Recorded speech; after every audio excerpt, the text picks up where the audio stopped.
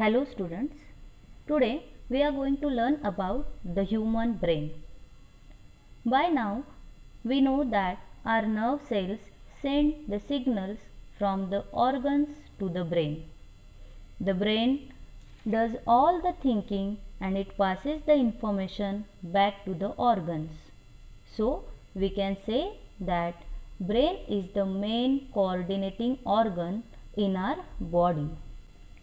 But reflex actions are coordinated by the spinal cord.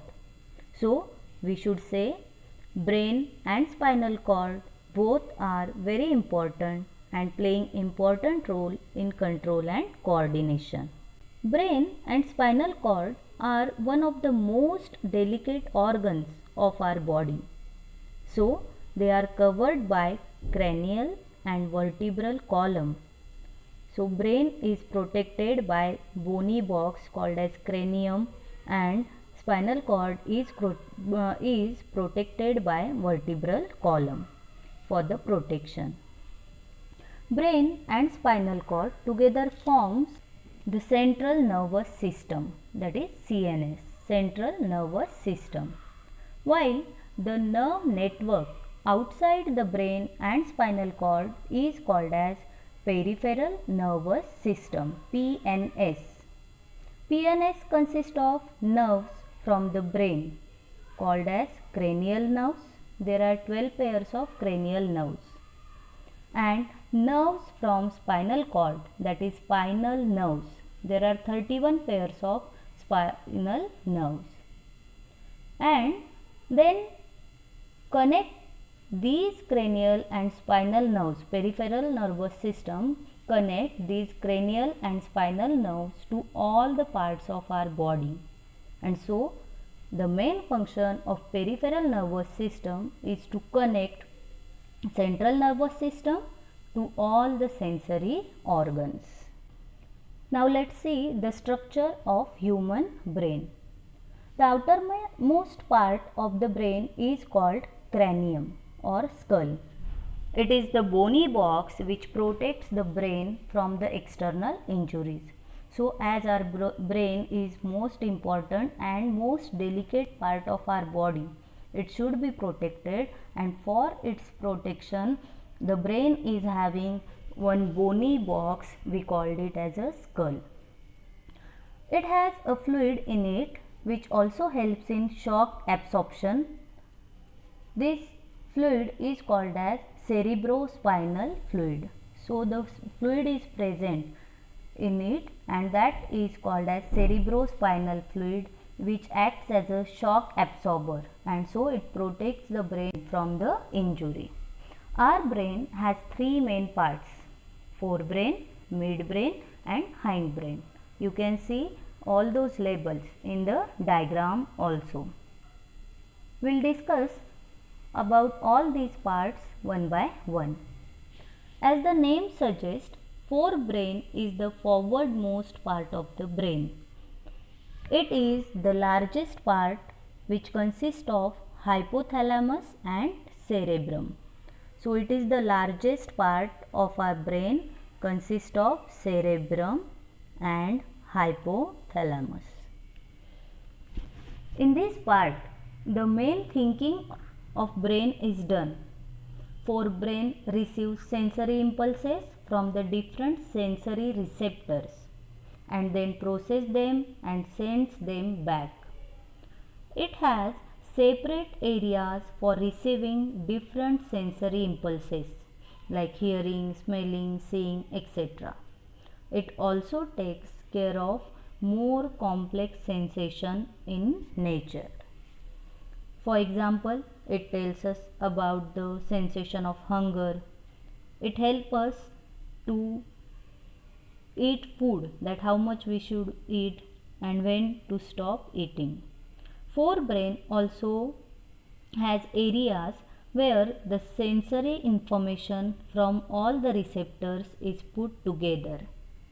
and is interpreted. So that forebrain is again having different parts, different lobes, in which the different sensory receptors are giving their electrical impulse or messages, stimulus, and according to that brain is processing that, interpreting that stimulus and giving the response. This information is being transferred to the motor area of the forebrain where the main thinking is done. In this diagram, you can see the different parts of forebrain or the lobes of forebrain. Forebrain is performing main thinking process. Forebrain is having olfactory lobe. It is a pair of lobe and its main function is sense of smell. In animals, it is more prominent than in human beings. Other part is diencephalon and this cerebrum, which is the largest part. This cerebrum, which is the largest part, is divided into two hemispheres called as cerebral hemisphere. It has four lobes, that is frontal lobe, parietal lobe, occipital lobe and temporal lobe. Towards the ear side, temporal lobe. And each lobe is having specific function. Each lobe receives the stimulus from the different receptors, sensory receptors. Frontal lobe is responsible for muscular activities. Parietal lobe is responsible for touch, pain, smell, etc. Occipital lobe is responsible for visual sensation and temporal lobe is responsible for auditory reception. So this is our forebrain, different lobes of forebrain and their function. Now we will discuss about midbrain. It is the middle part of the brain. It is involved in the activities like sleep, pain, etc. It is involved in the changing the size of pupil when we stand in bright light. Whenever we stand in bright light, suddenly our eyes or the pupil size get changes. It is not in our control. Many involuntary actions are controlled by midbrain and hindbrain. Midbrain is also having two pair of optical lobe which are responsible or which is the center for visual and auditory reflex action, and that's why when light is focused suddenly on our eyes, our pupil size changes. So here we can see midbrain. Next is hindbrain. Hindbrain is the last part of the brain. It consists of three parts. We can see in the diagram also, that is pons, medulla and cerebellum. It controls the wider function of our body like digestion, controlling heartbeat, blood pressure, etc. All these actions are controlled by medulla of the hindbrain. So here we can see medulla, which controls the most of involuntary actions such as heartbeat, blood pressure, salivation, vomiting, etc. Activities like walking in straight line, picking pencil are possible due to cerebellum of hindbrain. It is responsible for involuntary actions and maintaining posture and balance of the body. Students, most of the actions or all these actions which are not in control of our body are called as involuntary actions. You know it very well. While the actions which are in our will or which are in control of our will are called voluntary actions. Most of involuntary actions are also called as reflex action, and these reflex actions, involuntary actions are controlled by hindbrain. So this is structure of human brain, different parts of human brain. Now we will discuss how do these nerve tissues cause these actions and movements. We know that the brain sends the processed information to the nerve cells, which in turn sends them to the muscle tissues in our body, which cause these movements. So we learn that control and coordination in animals is possible due to nervous tissue and muscular tissue. Whenever the electrical impulse is reached to the muscular tissues, muscle cells moves because of the change in their shape. This change in shape is caused by special protein in them. Contractile protein is present in the muscle cells. When these proteins receive electrical impulses from the nerve cells, they change their shape and arrangement.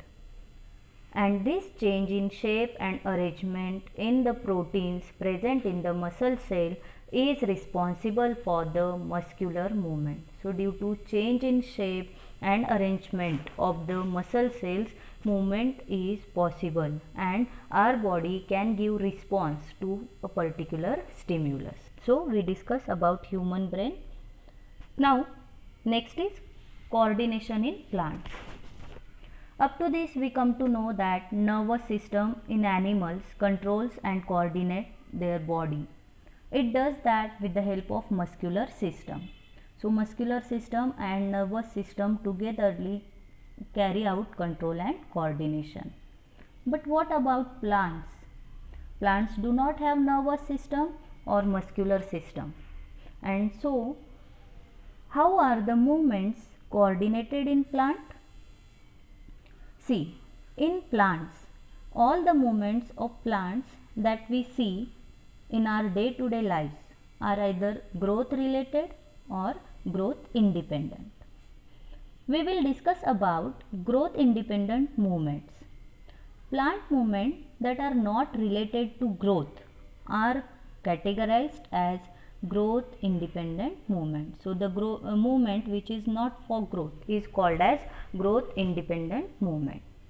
Students, you might have touched the leaves of touch me not, or we can call it as a chui mui plant.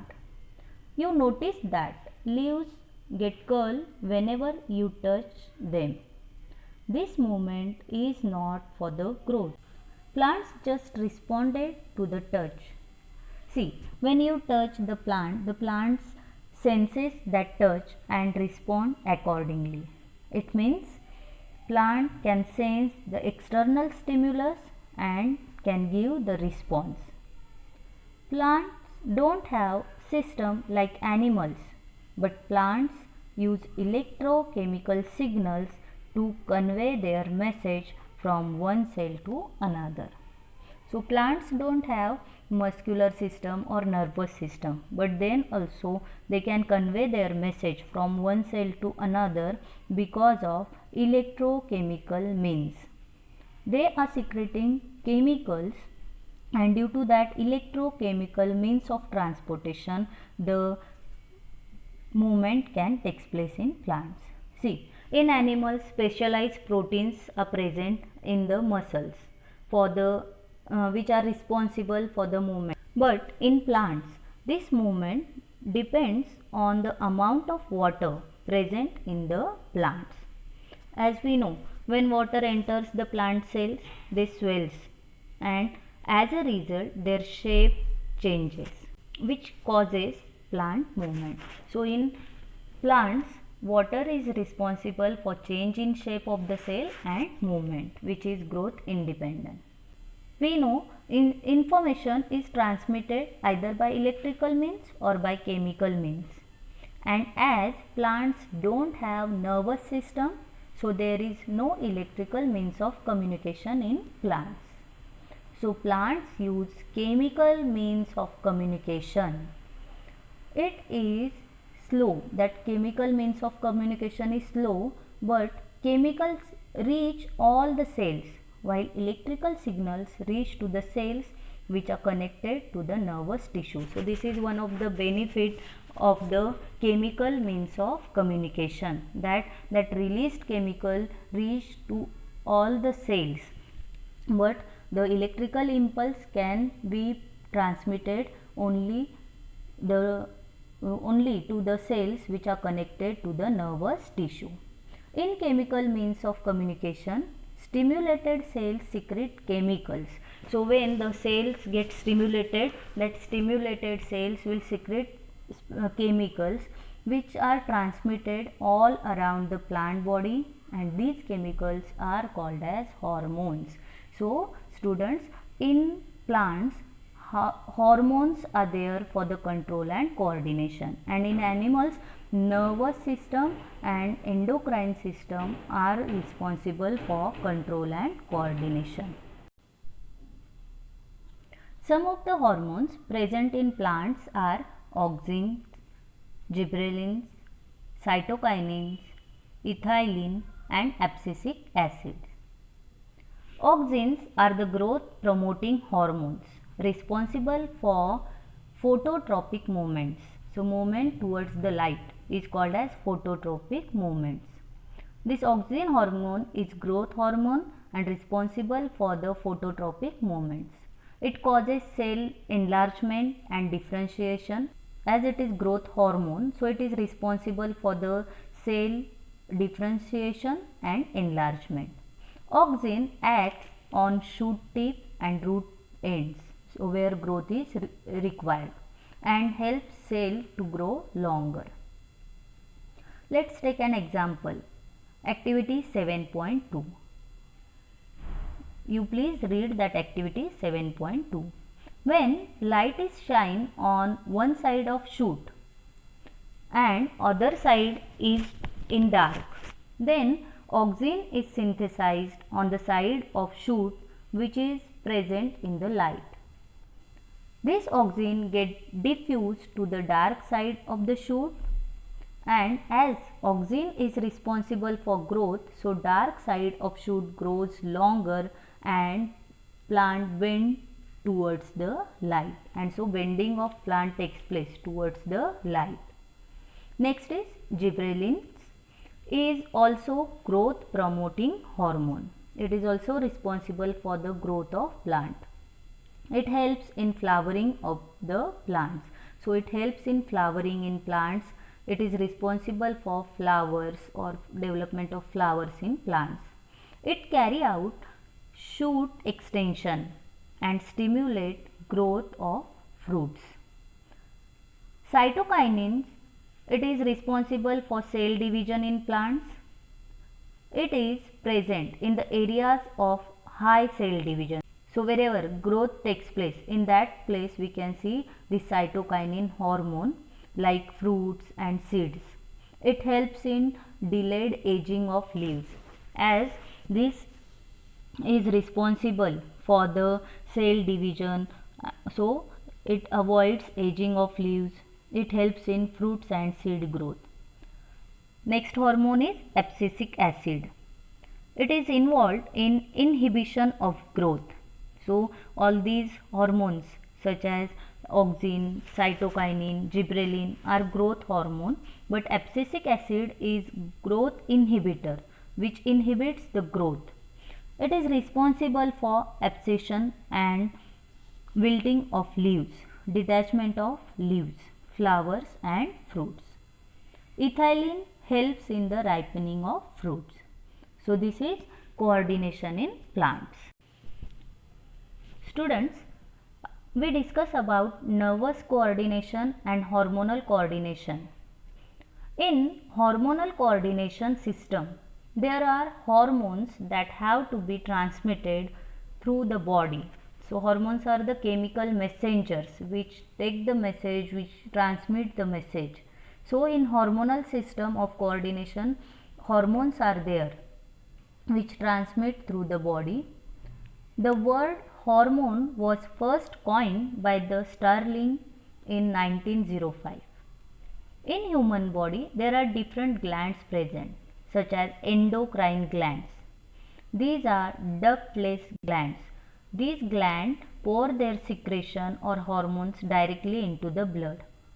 Exocrine glands are the glands having duct to pour their secretion. So tube-like structure or ducts are present for the hormones to be poured. For example, salivary glands which secretes the saliva in mouth only, not in the blood. Sweat gland, then lacrimal glands which are responsible for the tears. These are the duct gland or called as exocrine glands. Heterocrine glands are the glands which are showing both the functions such as functions of endo and exocrine. Example is pancreas. Pancreas secretes insulin in the blood, so act as a endocrine gland, and also we discussed during digestion that it secretes pancreatic juice which is responsible for the digestion. Also testes and ovaries are heterocrine glands. Now we will discuss about endocrine glands in animals. All the glands that secrete their products, that is hormones, directly into the blood without the involvement of nervous tissue are called as endocrine gland. So the glands which pour their secretion directly into the blood without involvement of nervous tissue are called as endocrine gland, and the system is called as endocrine system. So now we will discuss about endocrine system. We can see in this diagram that there are many glands present in endocrine system. First one is pituitary gland. The brain has pituitary gland which is responsible for secretion of many hormones, but mainly it secretes growth hormone. From the name we can understand that this hormone is responsible for growth of our body. It is responsible for height of human beings. The deficiency of this hormone can lead to dwarfism, and the excess release of growth hormone is responsible for the giantism. Next is, near the pituitary gland there is hypothalamus gland. This gland controls the amount of pituitary gland hormone, means how much amount of growth hormone should be secreted by pituitary gland is controlled by this hypothalamus gland. This hypothalamus gland secretes releasing hormone, and this hormone controls the secretion of pituitary gland. Near to these two glands is the pineal gland. This pineal gland is responsible for all the biological activities and reproductive hormones. So this pineal gland is responsible for release of reproductive hormones and biological activities. The main function of pineal gland is controlling the sleep cycle, that is circadian rhythm. So this gland controls our sleep cycle. Now come to the neck portion of the body. Neck has two glands, that are thyroid gland and parathyroid gland. Thyroid gland secretes a hormone called as thyroxine. This thyroxine is responsible for the regulation of carbohydrate, proteins and fat metabolism. So it is important gland which helps in the metabolism of carbohydrate, proteins and fats. And so as to provide best growth of the body, this thyroxine, this gland plays very important role. Iodine is important for the synthesis of this thyroxine hormone which is found in the salt. So we should prefer iodized salt. Lack of thyroxine causes a disease called goiter. We can see symptoms like swollen neck. That symptom is of goiter, which is due to deficiency of thyroxine hormone. Behind the thyroid gland there is parathyroid gland. This gland is responsible for calcium content of the body. It secretes the hormone which regulates the calcium content of the bones and teeth. So this parathyroid gland is deciding that how much calcium and phosphate will go to the bones and teeth. Next is adrenal gland, which is located at the top of kidneys. The size of adrenal gland reduces with the age. So as age increases, size reduces. This gland secretes adrenaline hormone. Adrenaline hormones are responsible for all the spontaneous activities. So the quick activities, spontaneous activities are responsible or carried out due to the secretion of adrenal hormone. For example, running or fighting. In both these activities, energy is required, and so adrenaline gland secretes adrenaline hormone which provides the energy which is needed to these activities. So adrenaline hormone stimulates our different organs and provides energy to the targeted parts of the body. These two activities require huge amount of energy, and so adrenaline hormone drips it from different body parts. For example, for running or for fighting, more energy is required. So this adrenaline hormone will take that energy from different body parts and will supply to the hands and legs. The adrenaline is directly secreted into the blood, which reaches to the target organ. The target organ of the adrenaline hormone is heart. So that is the reason our heartbeat increases and oxygen supply to the organ increases. See, for more energy, more blood supply is required, and so adrenaline hormone stimulates the heartbeat increases and more oxygen is supplied to the different organs or targeted organs. The breathing rate also increases, and so this hormone is also called as fight, flight or fright hormone. So we can say this hormone reduces the supply of oxygen from the different parts of the body and gives that to or direct that oxygen towards the targeted parts which have to be moved. So this is the function of adrenaline hormone, that it takes the oxygen or energy from different body parts and gives it to the required organ. Students, you might have heard about diabetes and injections of insulin. Insulin regulates the sugar level or glucose level in our blood. In our body, insulin is normally secreted by the pancreatic glands, which are situated little lower to the adrenal gland. So the pancreatic glands are responsible for the secretion of insulin, which is maintaining the blood sugar level.